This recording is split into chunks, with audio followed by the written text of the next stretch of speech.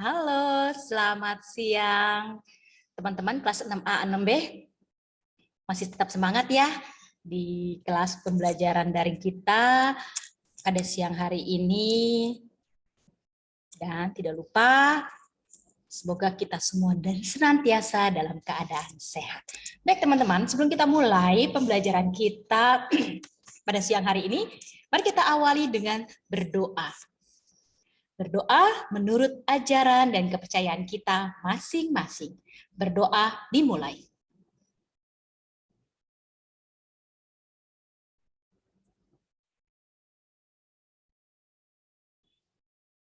Berdoa selesai.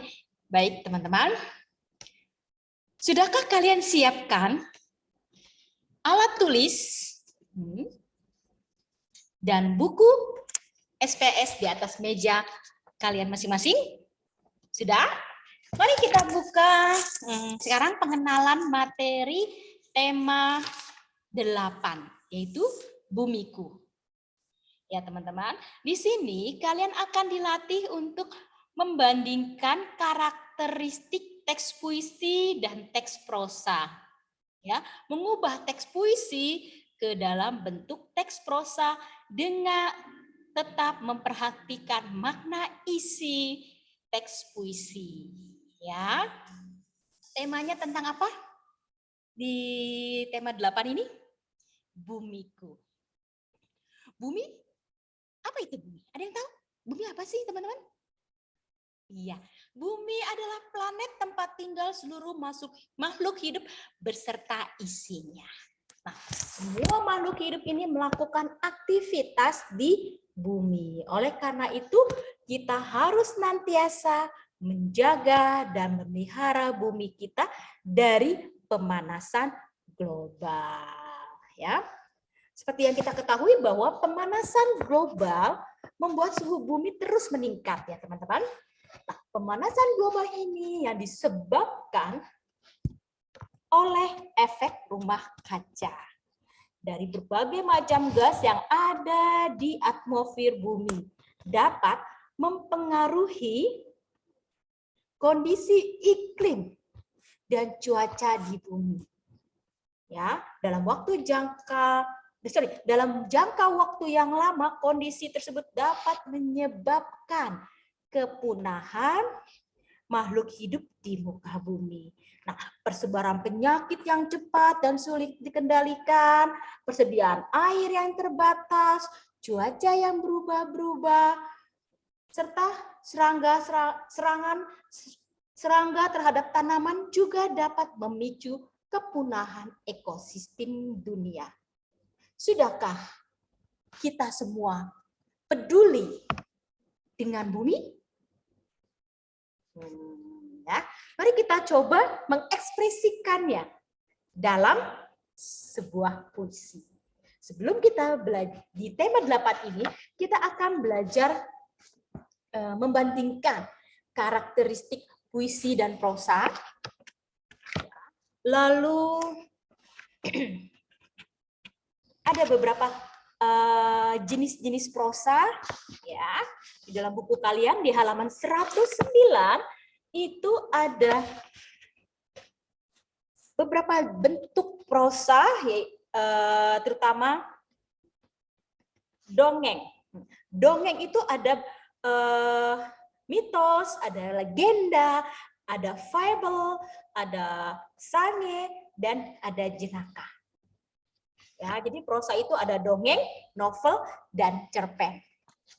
Sedangkan dongeng tadi ada beberapa bentuk dongengnya. Ya, novel. Nah, novel itu adalah cerita yang panjang tentang kehidupan. Lalu cerpen. Cerpen itu adalah cerita pendek yang menceritakan sebagian kecil dari kisah pelaku utamanya. Nah, bagaimana karakteristik prosa non-fiksi? Ya, non-fiksi ingat? Non-fiksi itu adalah real atau nyata atau sesuai dengan fakta. Ada artikel, tajuk rencana, dan riwayat. Berdasarkan karakteristik tadi itu, nanti kita akan pelajari lebih dalam di semester 2 nanti ya teman-teman. Ya, di mana kita sekarang Ibu akan menjelaskan tentang perbedaan teks puisi dan prosa. Mari teman-teman, kita lihat dulu di buku kalian. Kalian pernah lihat bagaimana mengubah teks puisi menjadi prosa, ya, agar prosa itu mudah dipahami. Nah, perubahan bentuk itu disebut parafrase, ya, atau parafrasa ditulisnya ini ya. Jadi ingat, isi dan maknanya tetap sama. Kita udah masuk ke dalam sastra Indonesia, ya teman-teman. Lalu membaca puisi dan mempresentasikan hasil parafrase puisinya. Nah, ini tugasnya tidak berkelompok, tapi individual. Ya, Bu, aku nggak bisa baca puisi. Puisi kan hanya berapa bait. Ibu yakin kalian pasti bisa. Ya, oke, yuk. Ibu jelaskan secara detail apa itu perbedaan puisi dan teks puisi dan teks prosa. Sebentar ya teman-teman. Oke. Puisi adalah sebuah karya tulis sastra yang terkait dalam aturan menulis seperti rima. Ingat di dalam puisi, pernah kan Ibu diajarin waktu di kelas 4? Ada rima A, ada rima A, B, B, ada rima A, B, A, B. Seperti itu. Iramanya, tinggi, rendahnya, intonasi suara kalian. Masih ingat ya, di kelas 4 Ibu Rika sudah jelaskan secara detail ini. Dan bait. Dan baris juga. Serta penyusunannya menggunakan bahasa yang indah dan penuh makna. Ingat, puisi itu terdiri berapa bait? Bebas. Satu bait terdiri berapa baris? 4. Ingat ya, 2 baris itu sampiran, 2 baris itu apa teman-teman? Isi dari puisi itu. Ya, oleh sebab itu penyusunan puisi itu menggunakan bahasa yang indah dan penuh makna. Kita lanjut lagi ya, teman-teman. Oke, puisi dibagi 2 ya, teman-teman. Ada puisi lama dan puisi baru. Nah, nanti puisi lama itu ada pantun, ada gurindam, ada syair. Ya. Ini nanti puisi lama kita akan pelajari di kelas 7. Ya, di kelas 7 itu kalian akan belajar 3 ini. Nanti kalian oral tesnya, ya, final mid testnya kalau tidak salah ya, itu berbalas pantun. Ini bisa secara berkelompok. Kalau Ibu Rika lebih senang langsung praktek ya. Oke, lanjut. Puisi baru itu ada himne. Ya, Ibu tidak jelaskan secara detail, nanti kita akan pelajari di semester 2 nanti. Ini hanya sepintas saja untuk kalian pahami bahwa kita akan belajar banyak tentang puisi. Oh ya, selain itu ada elegi, ada satire. Ya. Kita lanjut.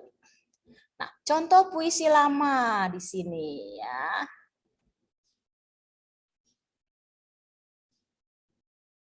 Ini dia. Kalau pantun sama seperti puisi biasanya ya. Ini ada di belakangnya ini RI, sorry maaf. Jadi ini AB. Ini adalah sampiran paragraf baris 1 dan 2, 3 dan 4 itu adalah isinya. Nah, isi pantunnya seperti ini. Yuk kita baca sama-sama ya. Berburu ke padang datar, dapat rusa belang kaki. Berguru ke palang ajar, bagai rusa kembang tak jadi. Ya, seperti itu ya. Jadi iramanya, ada ini pantun. Ini dipengaruhi oleh bahasa Melayu ya teman-teman. Nah, gurindam. Nah, gurindam ini seperti ini ya. Garis besarnya. Jadi dia gurindam itu sepintas seperti puisi apa namanya? Puisi bebas ya. Tapi bahasanya banyak sekali menggunakan bahasa apa namanya? Melayu ya. Seperti ini ya. Karena ini gurindam ini dipengaruhi oleh budaya yang berasal dari Arab ya. Oke, kita masuk kepada syair. Ini adalah pengarang yang terkenal, Hamzah Fanturi ya. Penyair terkenal, bukan pengarang, penyair, maaf ya. Yuk kita baca syair di sini. Inilah gerangan suatu madah. Mengarangan syair terlalu indah. Membetuli jalan tempat berpindah. Di sanalah itikat diperbetuli sudah. Bingung ya, ini isinya apa ya? Ya, ini adalah puisi lama di mana jika bakal sebelum kita ada bahasa Indonesia itu kita menggunakan bahasa Melayu. Ya, itu di mana ya? Lupa Ibu Rika. Di daerah Sumatera apa ya? Jika bakalnya bahasa Indonesia. Ya. Awalnya bahasa Melayu, lalu bahasa ejaan yang disempurnakan akhirnya menjadi bahasa Indonesia yang sudah disempurnakan ya. Seperti itu ya. Ini nanti kita akan pelajari di kelas 7 ya teman-teman. Nah, tadi sudah Ibu jelaskan bahwa baris pertama dan kedua itu merupakan sampiran, baris ketiga dan keempat berupa isi. Sedangkan syair itu semua baris adalah isinya. Kalau gurindam itu isi atau maksud gurindam terdapat pada baris kedua. Karena baris kedua itu berisi jawaban akibat dari masalah atau perjanjian di baris pertama. Dan pada syair itu berirama a. Kalau syair ya.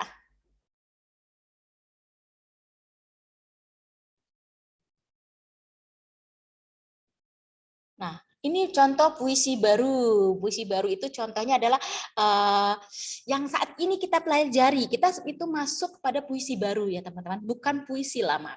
Ya, ini adalah penyair terkenal Taufik Ismail ya. Judulnya Doa. Yuk kita baca bersama-sama ya. Tuhan kami, telah nista kami dalam dosa bersama bertahun-tahun membangun kultus ini. Dalam pikiran yang ganda dan menutupi hati nurani, ampunilah kami. Ampunilah. Amin.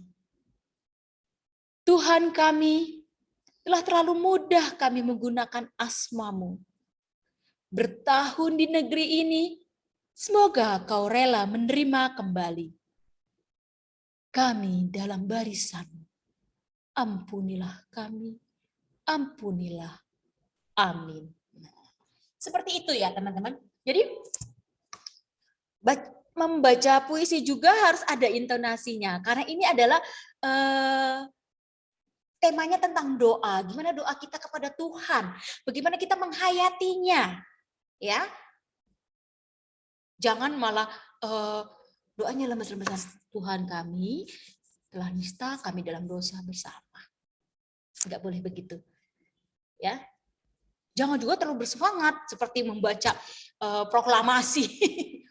Tuhan kami telah nista kami dalam dosa. Bukan seperti itu juga, ya. Jadi dilihat temanya seperti apa. Ketika kalian hendak mendeklamasikan puisi itu, ya. Yuk kita lanjut ya teman-teman. Prosa. Tadi itu adalah puisi. Puisi tadi dibagi dua, ada puisi lama dan puisi baru. Lalu kita masuk kepada prosa di sini. Prosa adalah sebuah karya tulis sastra yang tidak terikat aturan menulis seperti diksi. ya. Seperti A atau BB, AB enggak ya. Ini sama seperti kalian membuat cerita ya, atau karangan seperti itu. Ya. Lalu aturan menulisnya seperti diksi, rima, irama, dan sebagainya. Nah, makna tulisan dalam prosa itu bersifat denotatif atau mengandung makna sebenarnya.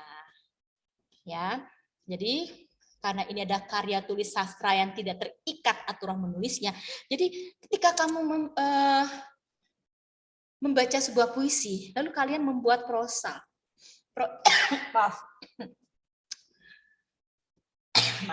Prosa itu adalah kalian membuat cerita dari puisi itu. Kalau puisi itu kan ada berapa bait dan ada berapa baris. Kalau prosa ini kalian membuatnya misalnya satu bait itu kalian bisa tulis prosa itu dalam satu paragraf misalnya, atau 2 paragraf juga boleh.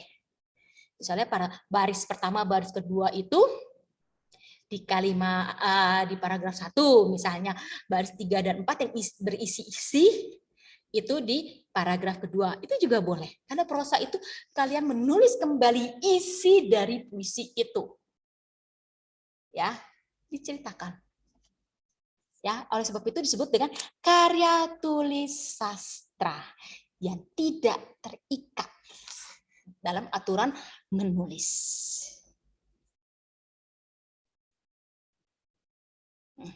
Ada prosa ada sama dengan puisi. Kalau puisi dibagi 2 juga, prosa juga dibagi 2. Ada prosa lama, ada prosa baru. Prosa lama itu ada hikayat. Nah, hikayat ini kadang-kadang Ibu Rika harus baca berkali-kali supaya paham, karena dia menggunakan bahasa Melayu klasik. Ya, lalu ada kisah juga. Kisah ini kalau kalian suka nonton Ipin Upin, yang Datuk Dalung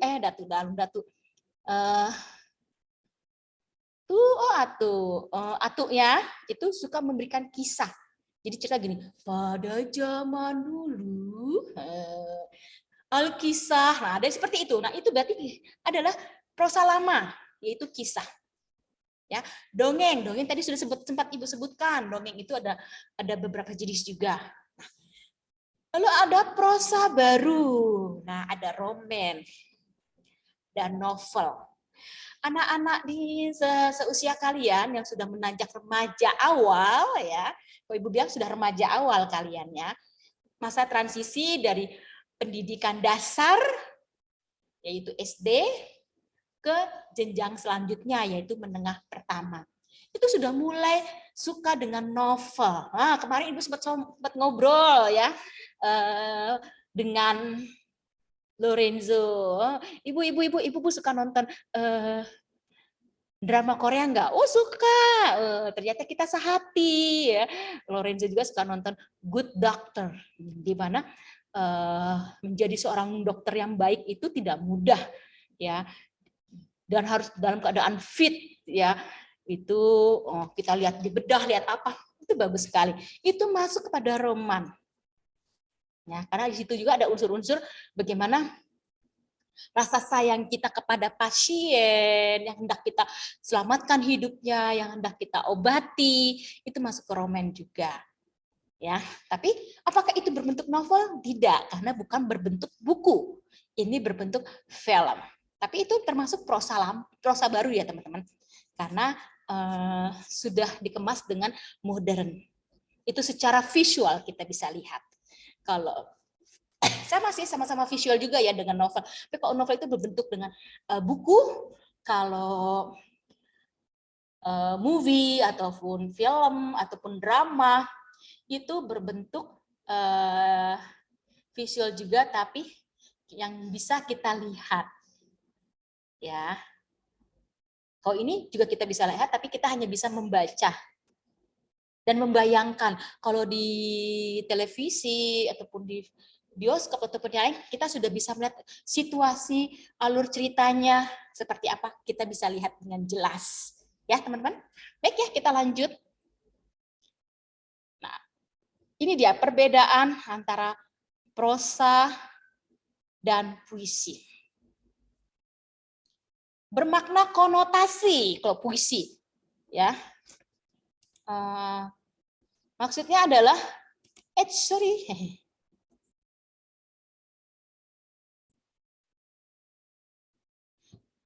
bukan makna sebenarnya. Sedangkan prosa pada umumnya bermakna denotatif atau makna sebenarnya. Ya, itu perbedaannya. Kalau prosa itu kita terapkan dalam kehidupan kita sehari-hari. Lalu yang kedua, itu puisi terdiri dari kesatuan baris demi baris sajak menjadi bait-bait. Tadi sudah Ibu sebutkan ya, satu bait terdiri dari 4 baris, ya kan? Sedangkan prosa itu kesatuannya membentuk paragraf. 1 paragraf, 2 paragraf. Ya. Lalu yang ketiga, puisi itu terikat dengan majas dan rima. Sedangkan prosa tidak terikat dengan majas dan roma. Roma, maaf. Biskuit Roma ya. Rima yang A, B, A, B, atau ABCD. Bebas. Tidak, ini dia terikat karena dia bercerita. Bercerita membuat dalam bentuk paragraf. Itu prosa ya teman-teman. Bagaimana? Paham teman-teman? Sampai di sini? Ya, nanti kalau masih bingung nanti akan Ibu Rika ajarkan di semester 2. Ya. Oke. Tuntutlah ilmu dari buayan sampai ke liang lahat. Buayan itu dari dalam kandungan ibu. Kan dibuain, dielus-elus nih perut mamahnya yang dari sampai 9 bulan. Ketika lahir disayang-sayang, ditimang-timang. Liang lahat itu sampai kita menutup mata. Makanya Ibu Rika itu belajar. Ilmu yang Ibu Rika dapat itu dari murid-murid Ibu Rika, yaitu kalian semua. Jadi Ibu Rika masih tetap belajar dan belajar. Karena tidak ada manusia yang sempurna. Dan guru yang terbaik adalah belajar dari murid Ibu Rika sendiri. Oke, sekian pembelajaran kita pada siang hari ini. Tidak ada tugas. Selamat menikmati kebersamaan bersama keluarga di akhir pekan ini. Selamat siang, salam sehat selalu. Sampai ketemu minggu depan. Terima kasih teman-teman.